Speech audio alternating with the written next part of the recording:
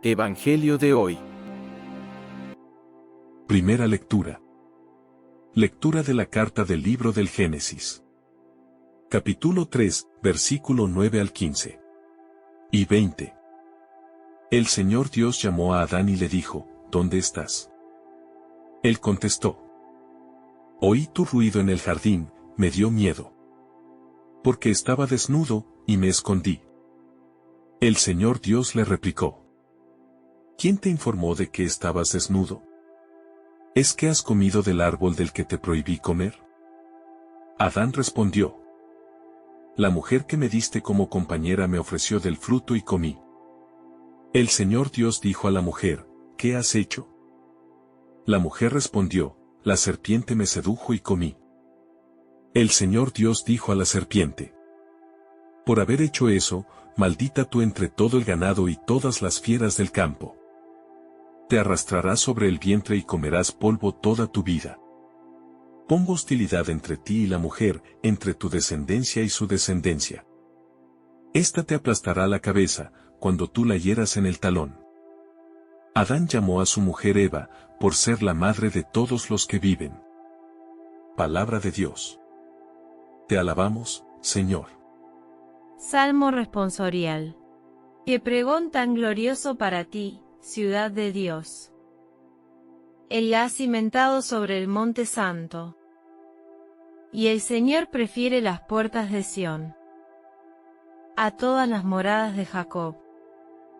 Qué pregón tan glorioso para ti, ciudad de Dios. Se dirá de Sión, uno por uno. Todos han nacido en ella. El Altísimo en persona la ha fundado. El Señor escribirá en el registro de los pueblos. Este ha nacido allí. Y cantarán mientras danzan. Todas mis fuentes están en ti. Lectura del Santo Evangelio según San Juan. Capítulo 19, versículo 25 al 34. Junto a la cruz de Jesús, estaban su madre. La hermana de su madre, María, la de Cleofás, y María, la Magdalena. Jesús, al ver a su madre y junto a ella al discípulo al que amaba, dijo a su madre, mujer, ahí tienes a tu hijo. Luego, dijo al discípulo, ahí tienes a tu madre. Y desde aquella hora, el discípulo la recibió como algo propio. Después de esto, sabiendo Jesús que ya todo estaba cumplido, para que se cumpliera la escritura, dijo, tengo sed. Había allí un jarro lleno de vinagre. Y, sujetando una esponja empapada en vinagre a una caña de hisopo, se la acercaron a la boca. Jesús, cuando tomó el vinagre, dijo, está cumplido. Inclinando la cabeza, entregó el espíritu.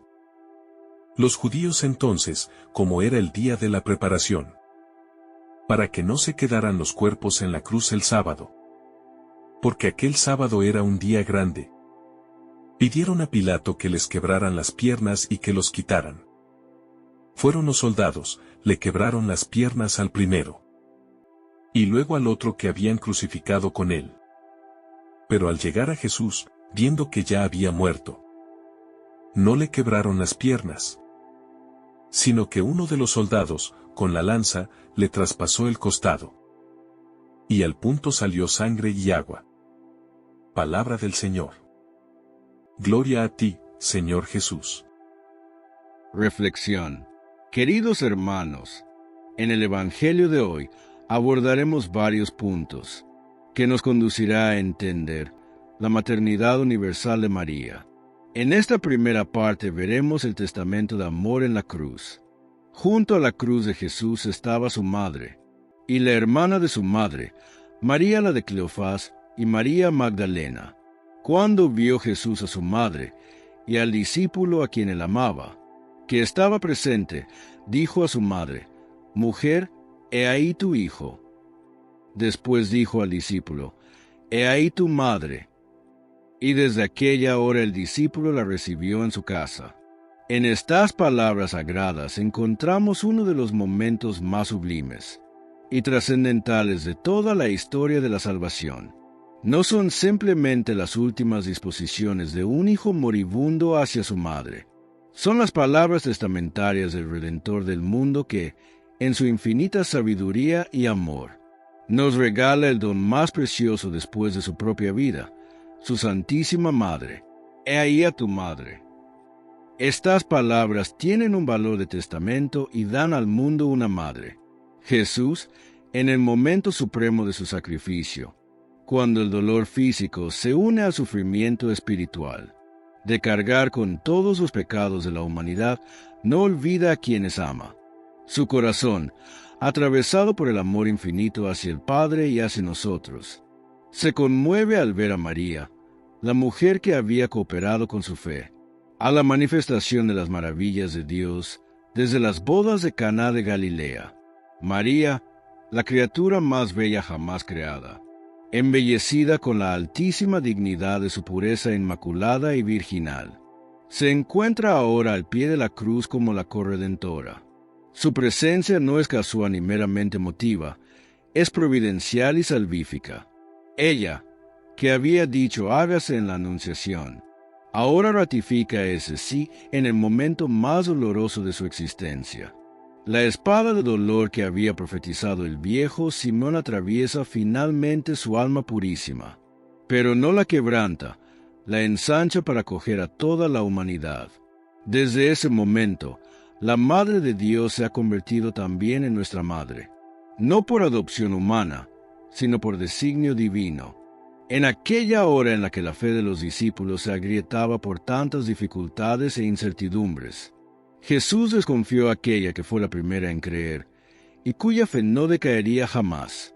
María se convierte en el refugio seguro donde los hijos de Dios pueden encontrar consuelo, fortaleza y orientación en medio de las tormentas de la vida.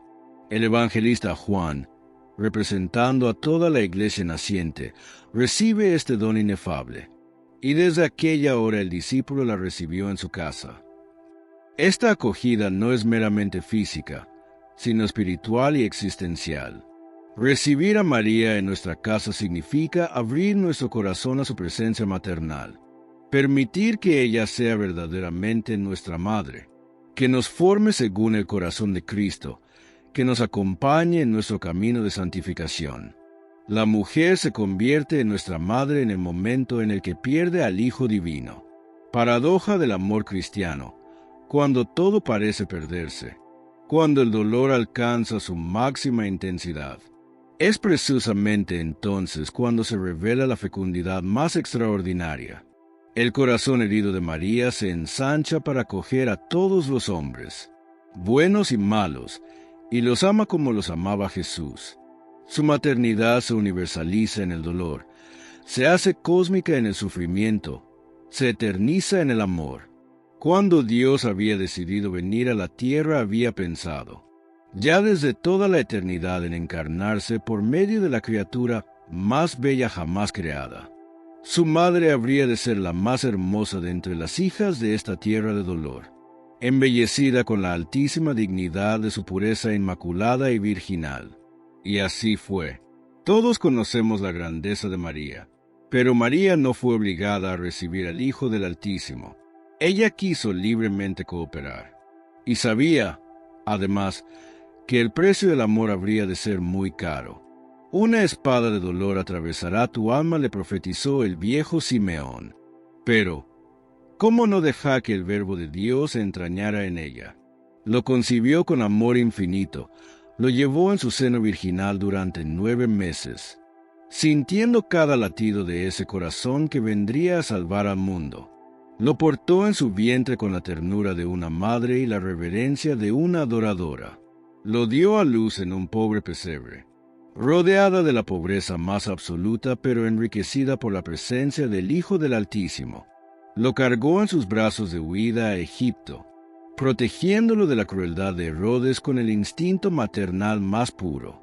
Lo educó con esmero en Nazaret, formando en el silencio del hogar a que sería el maestro de la humanidad. Lo vio partir con lágrimas en los ojos a los 33 años. dejándolo ir hacia su misión redentora aunque su corazón de madre se desgarrara. Lo siguió silenciosa, como fue su vida, en su predicación apostólica, acompañándolo desde la distancia, pero siempre presente en su amor maternal.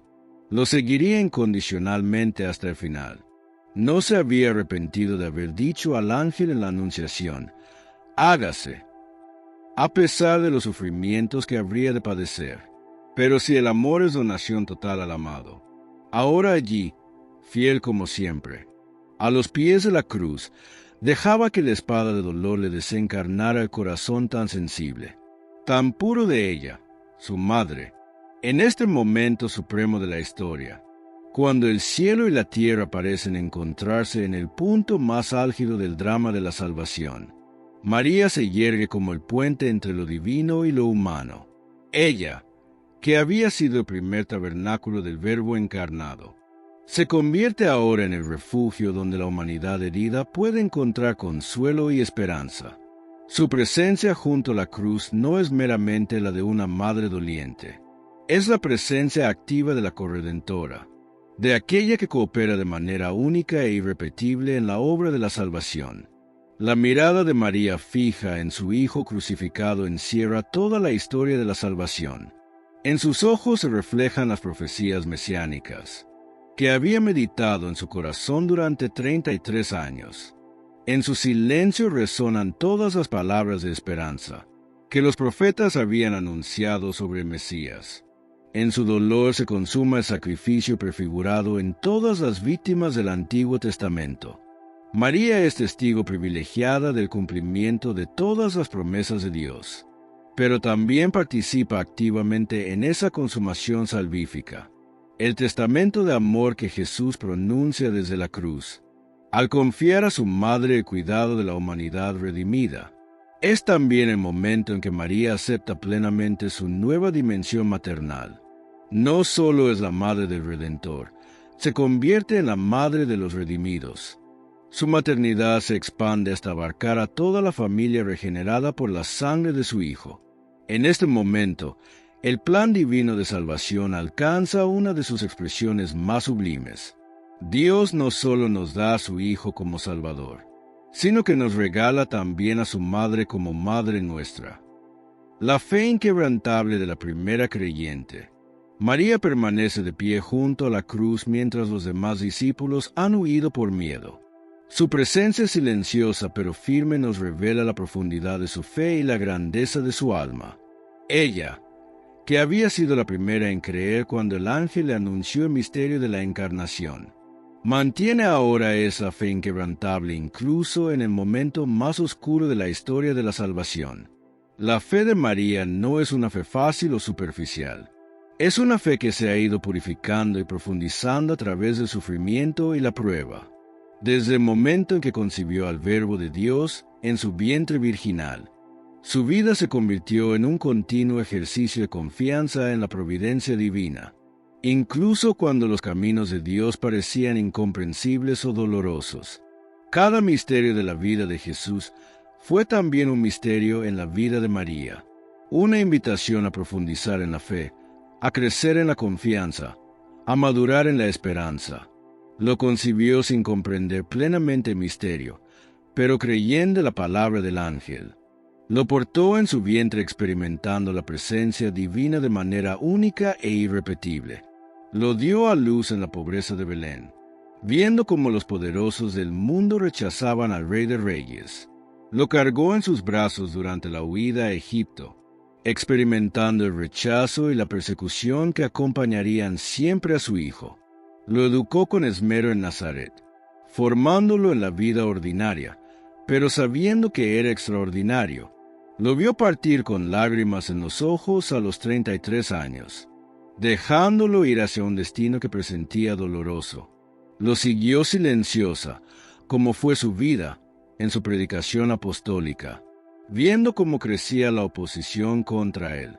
Cada etapa de la vida de Jesús fue también una etapa en el crecimiento espiritual de María, un ahondamiento en el misterio de Dios, una purificación de su fe. Ahora, en el Calvario, esa fe alcanza su momento culminante.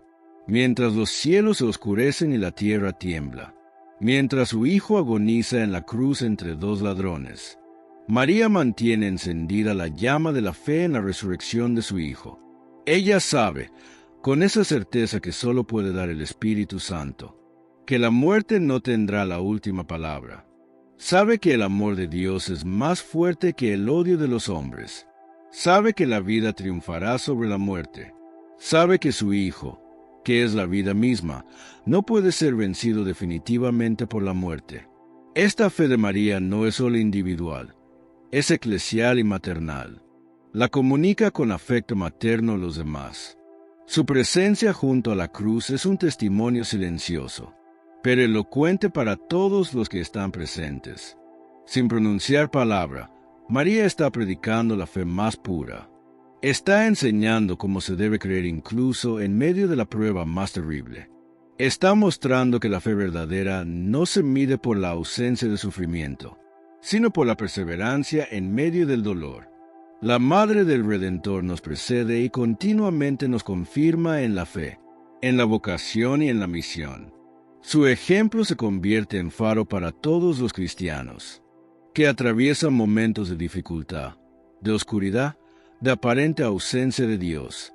María nos enseña que la fe verdadera no consiste en comprender todos los misterios de Dios, sino en confiar en Él incluso cuando no comprendemos. Nos enseña que creer significa seguir confiando incluso cuando todo parece desmentir nuestras convicciones más profundas. Nos enseña que la fe madura es aquella que resiste a las tempestades, que permanece firme en medio de las pruebas, que se fortalece incluso en la oscuridad, con su ejemplo de humildad y de disponibilidad a la voluntad de Dios. María nos ayuda a traducir nuestra fe en un anuncio del Evangelio alegre y sin fronteras. Su fe no es estática ni egoísta, es dinámica y misionera. Desde el momento de la visitación, cuando llevó a Jesús en su seno a casa de Isabel, María ha sido portadora de Cristo, mensajera de la buena nueva, evangelizadora con su sola presencia. En el Calvario, esta dimensión misionera de su fe adquiere una profundidad nueva. Al aceptar ser la madre de todos los discípulos, María se compromete a seguir siendo la portadora de Cristo para cada generación de cristianos. Su fe se convierte en sostén de nuestra fe, su esperanza en fundamento de nuestra esperanza, su amor en escuela de nuestro amor. María se convierte así en fuente de esperanza y de verdadera alegría para todos los que buscan a Dios en medio de las dificultades de la vida. Su fe inquebrantable se convierte en el modelo perfecto de cómo debe responder el alma cristiana ante los misterios de Dios. En María aprendemos que la fe no es la ausencia de preguntas, sino la confianza que persevera a pesar de las preguntas sin respuesta. Su fe no elimina el sufrimiento, pero lo transfigura, no evita el dolor, pero le da sentido. No suprime la oscuridad, pero mantiene encendida la luz de la esperanza. La fe de María en el Calvario es la síntesis perfecta de toda la fe del Antiguo Testamento y el fundamento de toda la fe del Nuevo. En ella se encuentra la confianza de Abraham, la perseverancia de Job, la esperanza de los profetas y la entrega total que caracterizará a los mártires cristianos. Su fe es el eslabón que une la esperanza de Israel con la certeza de la Iglesia, la promesa con el cumplimiento, la profecía con la realidad, el dolor redentor y la corredención mariana. Una espada de dolor atravesará tu alma. Había profetizado el viejo Simeón cuando presentaron al niño Jesús en el templo. Ahora, 33 años después, esa profecía se cumple de la manera más terrible y sublime. María, la Virgen de los Dolores, experimenta un sufrimiento que trasciende lo meramente humano, para adentrarse en el misterio mismo de la redención. El dolor de María no es un sufrimiento cualquiera, es el dolor de la corredentora, de aquella que participa de manera única e irrepetible en la obra salvífica de su Hijo. Es un dolor que tiene valor redentor, que contribuye a la salvación del mundo, que se une al sacrificio de Cristo para abrir las puertas del cielo. A Jesús debieron estremecérsele todas las entrañas de ver a su purísima madre, tan delicada como la más bella rosa, con sus ojos desencajados de dolor. Los dos más inocentes de esta tierra sufren juntos, él por nuestros pecados, ella por amor a él y por amor a nosotros. La inocencia absoluta de ambos hace que su sufrimiento sea infinitamente más doloroso, pero también infinitamente más meritorio. Aquella única inocente, a la que no cargaba sus pecados, experimenta un dolor que no le pertenece por justicia, pero que asume por amor. Su sufrimiento es vicario, redentor, fecundo. María no sufre porque haya pecado, sino porque ama. Su dolor es la expresión más perfecta del amor maternal llevado hasta sus últimas consecuencias. Es el amor que no retrocede ante ningún sacrificio, que no se detiene ante ningún obstáculo, que no se rinde ante ninguna dificultad. Ella nos enseña la gallardía con que el cristiano debe sobrellevar el dolor. En la escuela de María aprendemos que el dolor no es ya un maldito hijo del pecado que nos atormenta tontamente. Aprendemos que el sufrimiento puede tener sentido, puede ser redentor, puede ser fecundo. Aprendemos que el dolor es el precio del amor a los demás. No es el castigo de un Dios que se regocija en hacer sufrir a sus criaturas. Es el momento en que podemos ofrecer ese dolor por el bien espiritual de los demás. Es la experiencia de la corredención. Como María, es la participación en el misterio pascual de Cristo, en su muerte y resurrección. María miró la cruz y a su Hijo y ofreció su dolor por todos nosotros. En su silencio doloroso hay una oración constante, una oblación continua, un sí renovado a cada instante. Su presencia junto a la cruz no es pasiva, es activamente redentora. Cada lágrima que derrama se convierte en intercesión por la humanidad pecadora. Cada punzada de dolor que atraviesa su corazón se transforma en súplica por nuestra salvación. Cada momento de agonía que comparte con su Hijo se convierte en cooperación en la obra redentora. María no redime independientemente de Cristo, pero sí participa de manera única en su obra redentora. Su dolor se une al dolor de su Hijo para formar un solo sacrificio de amor. Su oblación se une a la oblación de Cristo para abrir las fuentes de la gracia. Su sí se une al sí de Jesús para consumar la obra de la salvación. ¿No podríamos hacer también lo mismo cuando sufrimos? ¿No podríamos mirar la cruz como la miró María? María nos enseña el sentido redentor del sufrimiento cristiano. Nos muestra cómo el dolor, unido al dolor de Cristo, puede convertirse en fuente de salvación para otros. Su ejemplo nos libera de la tentación de considerar el sufrimiento como algo meramente negativo o destructivo. Nos enseña a ver en el dolor una oportunidad de amor, una ocasión de crecimiento, una posibilidad de santificación. La diferencia con nuestra madre es que en esa cruz el sufrir de nuestra vida está cargado en las carnes del Hijo de Dios. Él sufrió por nuestros pecados. Él nos redimió sufriendo. Ella simplemente miró y ayudó a su Hijo a redimirnos. Pero ese simplemente encierra toda la grandeza de la cooperación mariana. En la obra de la salvación, el dolor de María se convierte así en escuela para todos los cristianos que sufren. En ella aprendemos que el sufrimiento puede ser fecundo, que el dolor puede ser redentor, que la prueba puede ser purificadora. Su ejemplo nos da fuerzas para seguir adelante cuando la vida se hace difícil, cuando la cruz se hace pesada, cuando el camino se hace oscuro. María nos enseña que el sufrimiento, cuando se vive con fe y amor, puede convertirse en el camino más directo hacia la santidad. El sufrimiento de María no es solitario ni estéril. Es un sufrimiento compartido con su Hijo y ofrecido por todos nosotros. En cada dolor que atraviesa su corazón inmaculado, María está pensando en nosotros, está intercediendo por nosotros, está cooperando en nuestra salvación. Su dolor no la encierra en sí misma, la abre al mundo entero. No la endurece, la hace más tierna. No la aleja de nosotros, la acerca más a nuestra condición marcada por el sufrimiento.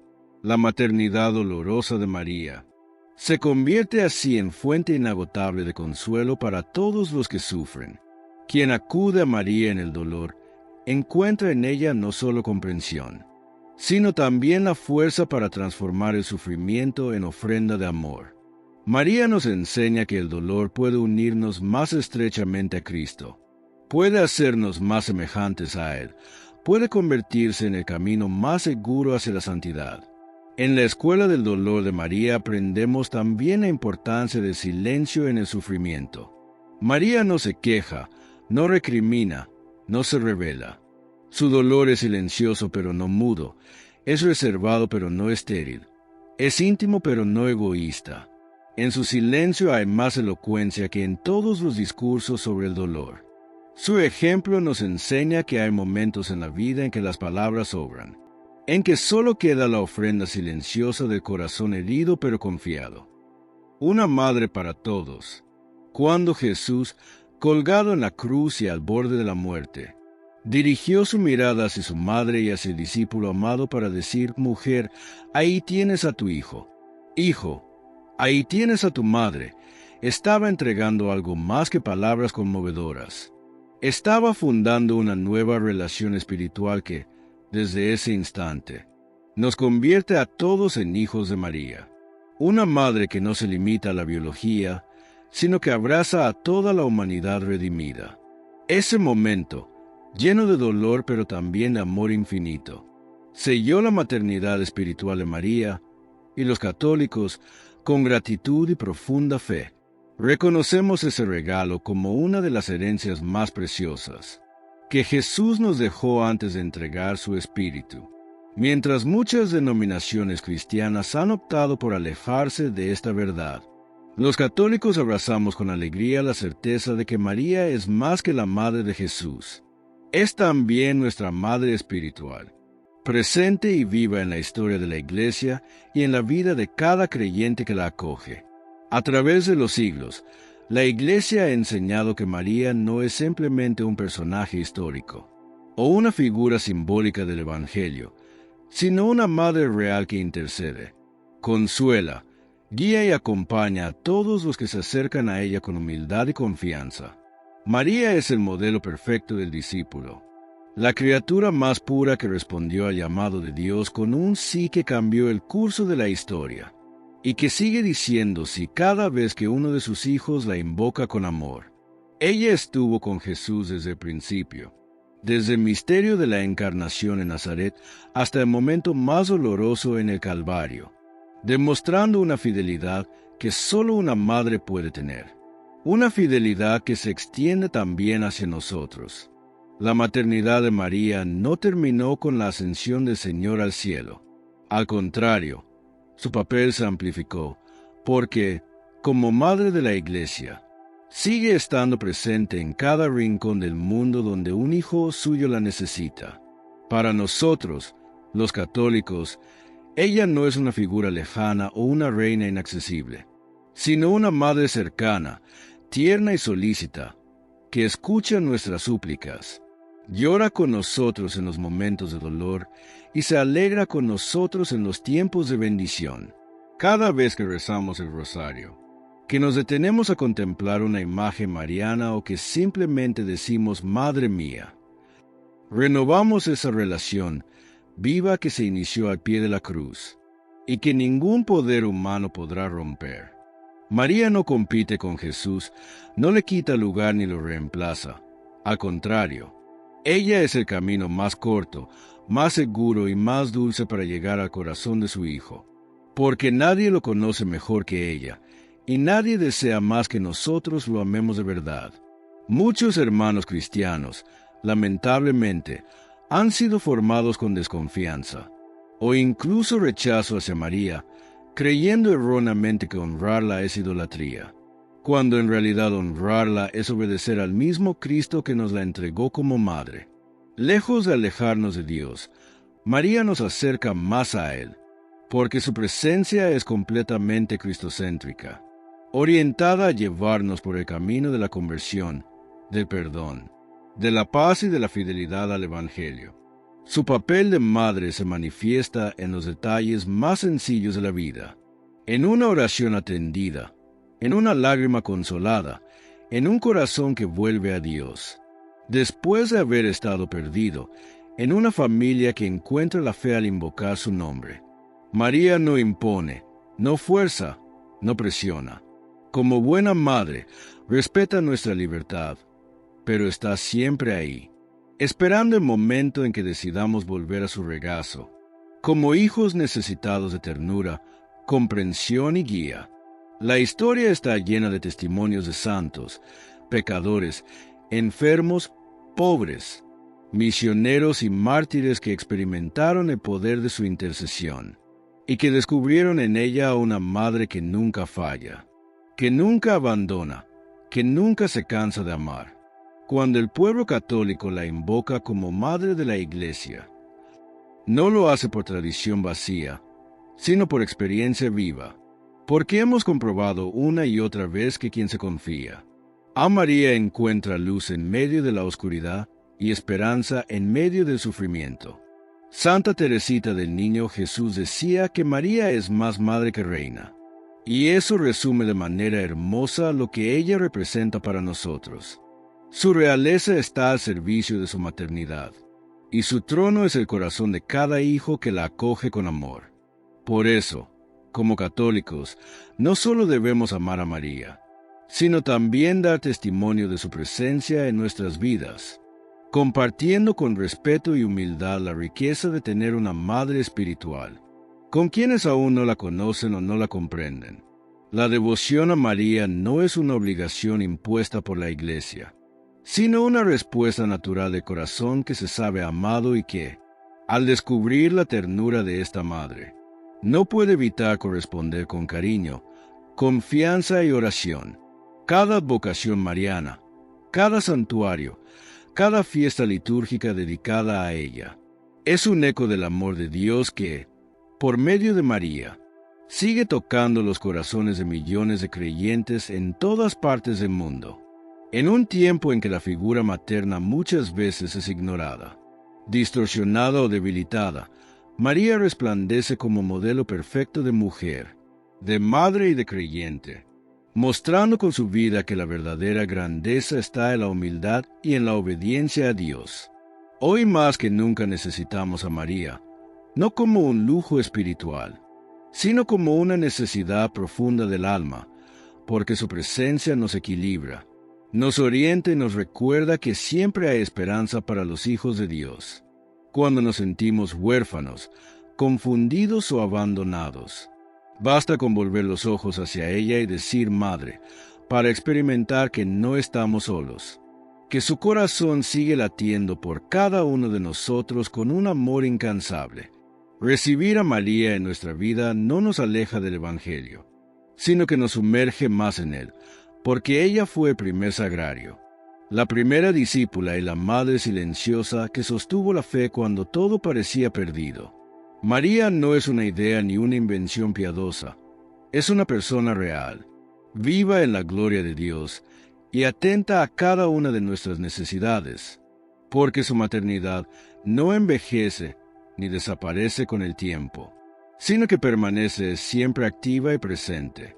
Agradezcamos a Dios este don inmenso de tener una madre espiritual, que nos ama con el mismo amor con que amó a su Hijo, y que sigue diciéndonos a cada uno, no temas, estoy contigo, eres mi hijo, mi hija, y nunca te dejaré solo.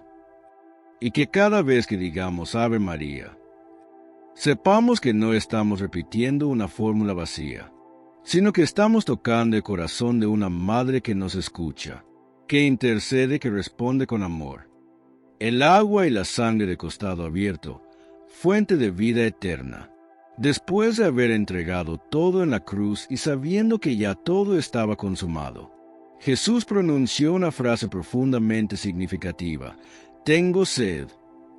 Estas palabras no se refieren únicamente a una necesidad física al final de un sufrimiento extremo, sino que expresan un deseo más profundo y espiritual, una sed de amor de almas, de cumplimiento de la voluntad del Padre, una sed por la salvación de la humanidad que, en muchos casos, no corresponde a ese amor que se le ofrece. Jesús, en su agonía, no solo padece en el cuerpo, sino también en su espíritu. Su ser representa el anhelo divino de redención, el deseo ardiente de reconciliación entre Dios y los hombres, la manifestación de un corazón que no se resigna a la pérdida de sus hijos y que, hasta el último aliento, sigue deseando atraer a cada persona hacia el amor eterno. La vasija llena de vinagre, ofrecida a Jesús en su último momento, representa simbólicamente la incomprensión, la amargura y el rechazo, que muchas veces recibe el amor de Dios por parte de una humanidad endurecida, indiferente y atrapada en sus propios caminos. Sin embargo, Jesús acepta este vinagre, lo toma, lo incorpora en su ofrenda total, y en ese gesto transforma la amargura en redención, el rechazo en misericordia, el dolor en salvación. Y entonces, con un acto solemne, Cristo declara: todo está cumplido, confirmando así que la misión encomendada ha llegado a su fin, que el plan de salvación ha alcanzado su plenitud, que cada palabra profética, cada gesto de su vida y cada sufrimiento ofrecido han encontrado su sentido y realización en ese momento final en la cruz, cuando, inclinando la cabeza, entrega libre y voluntariamente su espíritu. Su muerte no es simplemente un desenlace trágico, sino una entrega consciente y amorosa, el acto supremo de obediencia al Padre y de amor por la humanidad, el sacrificio perfecto del Cordero sin mancha, ofrecido para quitar el pecado del mundo y abrir de par en par las puertas del cielo, mientras los soldados rompen las piernas a los otros crucificados para apresurar su muerte. A Jesús no le quebraron ningún hueso, cumpliéndose así la Escritura que anunciaba que al verdadero Cordero Pascual no se le quebraría ninguno de sus huesos, confirmando una vez más que Jesús es ese Cordero definitivo, inmolado por amor. Pero, para asegurarse de su muerte, un soldado traspasa su costado con una lanza, y de inmediato brotan sangre y agua, una imagen que ha sido contemplada por la Iglesia desde sus orígenes, como una revelación profunda del misterio de nuestra fe.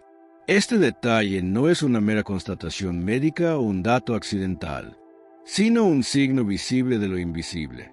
Del cuerpo de Cristo muerto por amor, brotan los dones que dan vida a su Iglesia, signos sacramentales de la gracia divina.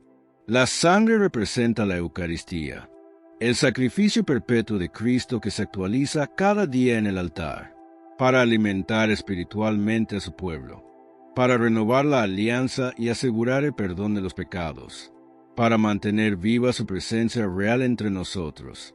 El agua, por su parte, representa el bautismo, el sacramento que nos da el nacimiento espiritual, que nos regenera como hijos de Dios y nos incorpora a la Iglesia, ese nuevo pueblo que ha sido formado a partir del costado abierto del nuevo Adán. Ambos signos, sangre y agua, revelan que de la cruz nace la Iglesia, que la comunidad cristiana tiene su origen en el amor total y desbordante de Cristo crucificado, que la salvación no es una teoría sino una realidad visible, que fluye de su costado como un manantial de vida eterna, así como Eva fue formada del costado de Adán mientras dormía. La Iglesia es formada del costado de Cristo mientras duerme el sueño de la muerte, lo cual indica que cada cristiano es engendrado espiritualmente por el amor que se ha entregado hasta el extremo.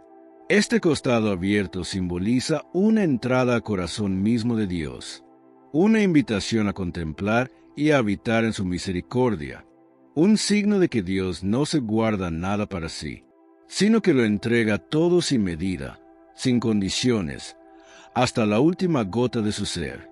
Es precisamente en este acto supremo de generosidad donde se revela la esencia del amor cristiano, un amor que no se impone por la fuerza, sino que se ofrece como don, que no obliga, pero sí llama, que no condena, sino que redime, que no excluye, sino que abraza. El agua y la sangre del costado de Cristo son el testamento que Él deja a su iglesia, la herencia sagrada que alimenta, purifica, que da vida y sentido a nuestra existencia, que nos acompaña en cada paso de nuestro camino espiritual. Por medio de la sangre somos redimidos y reconciliados con el Padre. Por medio del agua somos regenerados y hechos nuevas criaturas, y ambos fluyen del mismo acto de amor, del mismo corazón que se abrió para nosotros en lo alto de la cruz. El costado abierto no es una herida más del suplicio romano, sino una puerta mística, un canal de gracia inagotable, una fuente perenne a la que podemos volver una y otra vez, especialmente cuando nos sentimos perdidos, cansados, heridos o sedientos de sentido. Desde entonces, cada vez que se celebra el bautismo o la Eucaristía, esa sangre y esa agua vuelven a fluir espiritualmente sobre la humanidad. Y cada vez que un alma se acerca con fe al costado de Cristo, encuentra allí consuelo, perdón, fuerza y vida. Ese costado sigue abierto hoy, sigue ofreciendo la gracia del Espíritu Santo, sigue clamando amor, sigue esperando una respuesta sincera de quienes aún caminan lejos de Dios, o de quienes buscan con sinceridad un lugar donde descansar su corazón. Cuando comprendemos lo que ha brotado de ese costado traspasado, no podemos permanecer indiferentes, porque allí está la fuente misma de la vida eterna, el misterio que nos ha redimido y el signo más elocuente del amor divino. Por eso, a contemplar al crucificado, a meditar en el agua y la sangre que brotan de su costado, somos llamados no solo a admirar, sino a creer, a confiar, a entregarnos también nosotros en respuesta a tanto amor recibido, a vivir de los sacramentos que nos transforman y a invitar a otros a beber también de esta fuente de vida. Que así sea. Oremos. Padre Santo, te pedimos con humildad que escuches nuestras oraciones. Sabemos que eres un Dios de misericordia y confiamos en tu amor y compasión. Escucha nuestras súplicas por los enfermos, por los que sufren, por las familias que necesitan reconciliación y por todos los que claman tu ayuda. Te pedimos sanación, consuelo y fortaleza, que tu luz nos guíe y que tu voluntad se haga en nuestras vidas. Gracias por tu amor y por siempre estar a nuestro lado. Que María, nuestra Madre, interceda por nosotros en nuestro camino de fe. Que la bendición de Dios, Padre, Hijo y Espíritu Santo, esté siempre con ustedes. Que así sea. Estuvo con ustedes su hermano, Miguel Ángel Tamayo. Oración al Padre Nuestro. Padre nuestro que estás en el cielo, santificado sea tu nombre. Venga a nosotros tu reino. Hágase tu voluntad, en la tierra como en el cielo. Danos hoy nuestro pan de cada día. Perdona nuestras ofensas, como también nosotros perdonamos a los que nos ofenden.